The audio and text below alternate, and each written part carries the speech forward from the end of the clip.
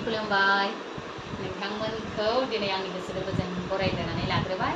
थ' बेनो लोगोफोर दिनै जोंहा माने जोर प्रडाक्शनाव माने दिहुनजानाय गुथाल मुभियावहाय दिनै जोङो फैनानै दिनै जोंहा माने दिनै आर्टिस्ट सेरेमनि श' होननानै बुंनांगोन आरोना दिनैहाय प्रिमियार श' जानो थांगासिनो दङ। थ' बिनि थाखायनो आंबो नै रेडि जाबाय लोगोफोर। जाय बिथांमोनहा आंनि एरियानि मानसि नोंथांमोनाथ' मिथिखाबाय जानांगौ जि जायगायाव दिनै जोंनि गुथाल मुभिखौ दिन्थिगोन बे जायगायानो जाहैदों आंनि बोराइनि आंनि मिस्टारनि गामिनि आरोना।